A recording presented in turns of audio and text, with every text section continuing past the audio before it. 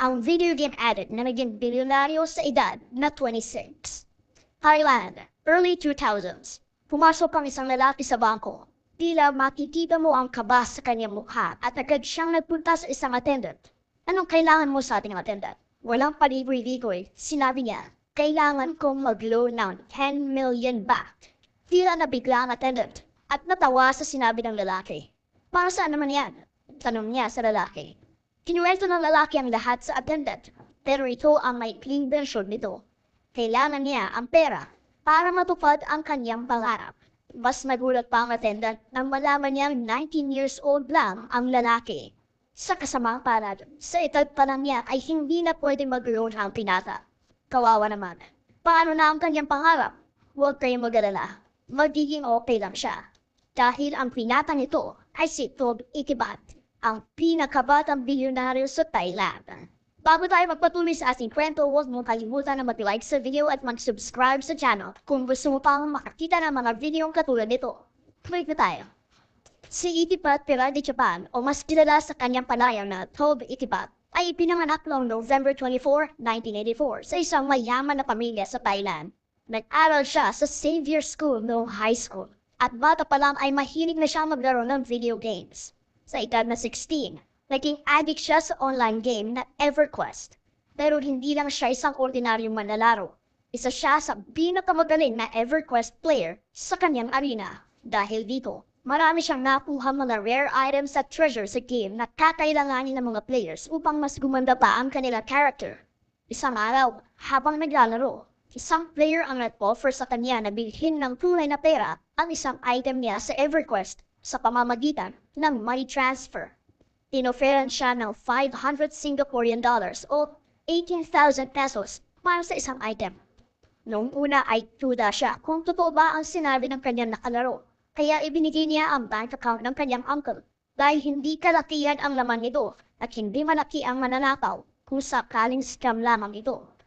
Pero totoo ang sinabi ng kanyang kalaro. Natanggap ng account ng kanyang uncle ang pera. Di nagtagal ay sumikat pa si Tob at maraming EverQuest players mula sa iba't ibang parte ng mundo, kabilang na ang US, ang kumontak kay Tob para bumili ng rare items. Mahigit kumulang 400,000 baht o 500,000 pesos ang kinikita nito buwan-buwan para sa kanyang mga rare items. Dito unang natamasa ni Tob ang pakiramdam na may sarili kang pera. Sa laki ng kinikita niya sa kanyang paglalaro, nakabili siya ng kanyang sarili sa sasakyan. Noong high school pa lamang siya. Sa edad na 17, nag-aral si Tob sa University of Chamber of Commerce of Thailand. Sa murang edad, marami na siyang pera dahil sa galing niya sa EverQuest. Tila maliwanag na ang kanyang hinaharap. Pero biglang nag-iba ang lahat nang may malaman siya tungkol sa kanilang pamilya. Nalaman niya na bankrupt ang construction business ng kanyang ama at baon na sila sa utang. Mahigit kumulang 40 million baht. Ginamit niya ang kanyang pera para mag-invest sa isang negosyo. Una niyang sinubukan na magbenta ng pagkain at kape sa harap ng kanyang campus. Pero hindi ito lumago. Sinubukan din niya magbenta ng mga murahing DVD players. Pero hindi din maganda ang kinita nito. Di nagtagal ay nag-drop out si Tob sa university upang mag-focus sa kanyang pagnenegosyo. Isang araw, nakatagpo siya ng isang food fair event at doon ay may nakita siya na nakapukaw sa kanyang interes. Yun ay isang equipment na ginagamit upang makapagluto ng sugar-fried chestnut. Ito ang nagbigay sa kanya ng ideya na magbenta ng chestnut at agad niya itong binili sa halagang $7,200 o 300,000 pesos. Pero kakaiba ang kanyang naisip na strategy. Marami ang bumibili ng chestnuts pero sa Chinatown lang ito makikita. Plano niyang magtayo ng stall sa loob ng malls at doon magbenta. Noong una ay hindi masyadong kumikita ang kanyang negosyo. Sa baba ng kinikita niya, naisipan niyang sumuko na lang at magtrabaho sa kalapit nito McDonald's. Pero naisip nito na baka ang lokasyon ng kanyang stall ang problema. Nilapitan niya ang manager ng mall at sinabihan nito na gusto niyang lumipat ng pwesto. Sa sweldo nito, may isang pwesto sa mall na aalis na sa mga susunod na buwan at si Tob ang papalit sa pwesto. Nasa may entrance ang pwesto at matapos makalipat si Tob, agad na dumami ang bumili ng kanyang chestnuts. Tama siya, Ang location lang ang problema ng kanyang munting business. Di nagtagal ay nag-expand din ang negosyo ni Tob. Umabot sa 30 branches ang kanyang chestnut business sa mga malalaking hypermarket sa Thailand tulad ng Tesco at Carrefour. Kumikita ang kanyang negosyo ng mahigit kumurang 3 million baht buwan-buwan. Gumaganda na ang negosyo ni Tob. Pero nagka-problema siya nang magpalit ng CEO ang Tesco Lotus kung saan matatagpuan ang 25 ng kanyang 30 branches.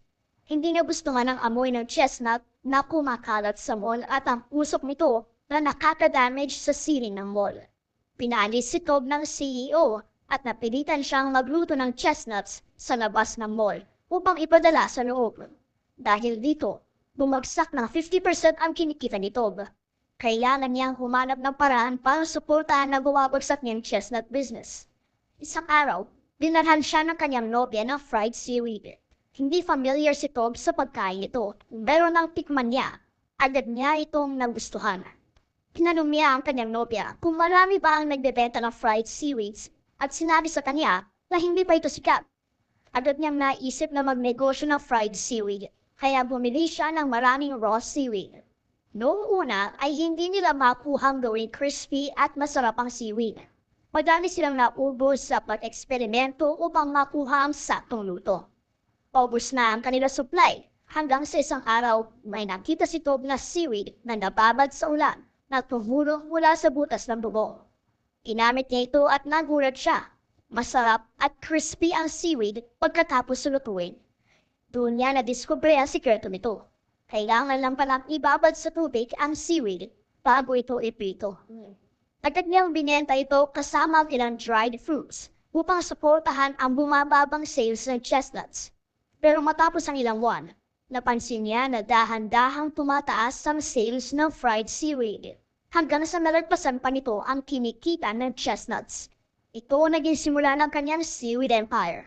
Sa kusina lang niya niluluto ang kanyang seaweed sa tulong ng 6 niyang bagong empleyado. Maganda man ang takbo ng negosyo ni Tob at talaga namang nakakabilib lalo para sa kanyang murang edad. Kulang pa rin ito upang matulungan niya ang kanyang pamilya sa kanilang 40 million na utang. Nag-isip ng paraan si Tob para mas lumaki pa ang kanyang negosyo. Isang araw, habang may binibili sa 7-Eleven, bigla siyang may naisip na ideya. Naalala niya ang isang leksyon na natutunan niya sa isang professor sa university, kung saan nagsusupply ang mga kumpanya sa mga convenience stores na maraming branches sa iba't ibang parte ng mundo. Naisip niya na pwede niyang ibenta ang kanyang fried seaweed sa 7-Eleven. Sa daming branches ng 7-Eleven, siguradong malaki ang kikitain niya. Dala ang kanyang produkto, nagpunta siya sa opisina ng 7-Eleven upang ibenta ito. Hindi naging madali ang naging transaction nito sa 7-Eleven. Matagal siyang naghintay para sa kanyang appointment. Nung hinarap na siya ng mga executives ng 7-Eleven, tila hindi nila nagustuhan ang produkto nito. Hindi nila nagustuhan ang packaging nito na masyadong malaki at namahalan din sila sa retail price nito para sa isang produkto na ibibenta sa convenience store. Sinubukan niyang ipatikim sa kanila ang kanilang produkto. Nagbabaka sakali na mag-iiba ang kanilang desisyon kung matitikman nila ang fried seaweed. Pero agad siyang tinanggihan ng 7-Eleven boss. Pinanghinaan ng loob sito pagbalik niya sa bahay. Pero hindi pa rin siya sumuko. Agad siyang nagpunta sa isang designer at nagpagawa ng bagong packaging para sa kanyang seaweed product. Pinotorte nila ang malalaking seaweeds na binibenta nila upang magkasya ito sa bagong packaging at lumiit ang retail price ng produkto. At dito na nabuo ang sikat na produkto ngayon na Tao Penoy. Kaunting trivia bago tayo magpatuloy. Ang English translation ng Tao Penoy ay Little Business Owner. Ang perfectong label para sa 19-year-old business owner na si Tob. Bumalik si Tob sa 7-Eleven. Sa pagkakataong ito, mas maganda na ang packaging ng kanyang produkto at mas mura na din ang retail price nito. Kagaya ng una niyang pagpunta, matagal pinaghintay si Tob ng mga executives. Pero sa sobrang tagal ay hindi na nakahintay ang binata. Niiwan na lang niya ang kanyang produkto sa mga empleyado ng 7-Eleven. Pinagpasa-pasa ng mga empleyado ang fried seaweed ni Tob at ginawang snack sa office.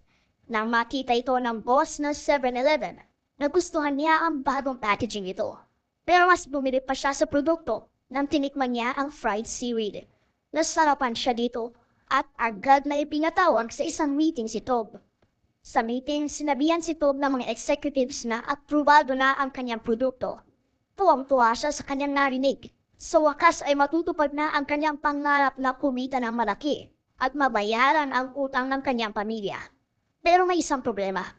Bilang final step para sa partnership niya sa 7-Eleven, kailangan munang puntahan ng quality control manager ng 7-Eleven ang factory ni Tob upang masiguradong maayos at malinis ito.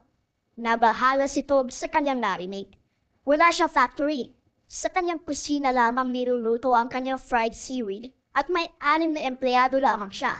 Kailangan niyang makabuo ng factory sa mga sumunod na buwan upang makabenta siya sa 7-Eleven. Nagpunta si Tob sa bangko sa pag-asa na makaloon siya ng mahigit kumulang 10 million baht upang makapagpatayo ng kanyang sariling factory. Agad na binuhos ni Tob ang kanyang kwento sa attendant. Sinabi niya ang lahat ng kanyang pinagdaanan. Bumilib ang attendant, pero may isang detalye na hindi niya pwedeng hindi pansinin. Maganda man at kahanga-hanga ang kwento ni Tob, hindi pa rin siya pwedeng mag-loan dahil sa kanyang edad. Siya ay 19 years old lamang. Kailangang 21 years old ka upang makaloan. Nalungkot si Tob, pero hindi pa rin siya sumuko. Isang realidad na tumulong sa kanya na makarating kung nasaan siya ngayon. Binenta ni Tob ang kanyang mga chestnut stalls sa halagang $200,000 at ginamit ang pera para makaset up ng isang maliit na factory at maka-hire ng marami pang empleyado upang mapabilis ang kanilang production line. Ibinuhos na niya lahat ng kanyang resources sa pangarap niyang ito. Ika nga nila, all in na siya. Nang puntahan ng 7-Eleven ang kanyang factory, nagulat sila sa liit nito. Chinek nila ang bawat sulok ng factory ni Tob at marami silang nakita na hindi pumasa sa good manufacturing practice. Agad itong pinaayos ni Tob hanggang nandoon pa ang mga empleyado ng 7-Eleven. Nang umalis sa mga nag-check sa factory, kinabahan si Tob sa nangyari. Natakot siya na baka hindi pumasa ang kanyang factory at hindi na matutuloy ang kanyang pangarap. Ilang araw ding hinintay ni Tob ang desisyon ng 7-Eleven hanggang may natanggap na siyang fax mula sa kanila. Mabilis niyang binasa ang letter ng 7-Eleven at isang salita lang ang pinakatumatak sa kanya.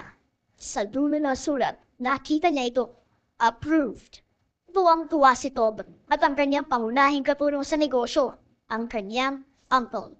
Agad silang nag-deliver ng mga produkto sa 7-Eleven. Ang unang order ng 7-Eleven ay 70,000 seaweed products na ibibenta sa 3,000 branches nito sa buong Thailand.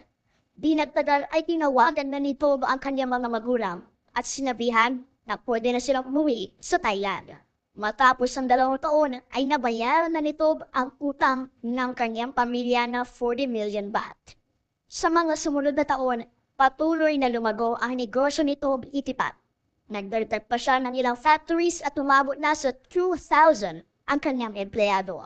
2 taon matapos ang kanyang unang transaction sa 7-Eleven, in-export na ang kanyang fried seaweed sa Singapore at Hong Kong. Sa murang edad na 26, mabibili na ang fried seaweed niya sa 19 countries tulad ng US, UK, China at Australia. Hinirang din siya bilang ang pinakabatang self-made billionaire sa Thailand na may net worth na 1 billion baht o $33 million.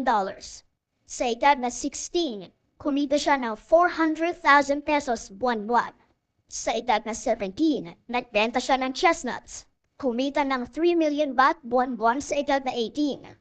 Noong 19 siya, sinimulan niyang itayo ang kanyang fried seaweed empire hanggang naging pinakabatang bilyonaryo sa Thailand. Ang kwento nito, Itipat, ay isang magandang halimbawa na kayang malagpasan ng lahat ng pagsubok at matupad ang iyong mga pangarap kung magsisikap ka lang at hindi susuko. Nagustuhan mo ba ang kwento niya? Anong mga aral ang napulot mo sa kanyang buhay? At paano mo ito magagamit para sa hinaharap?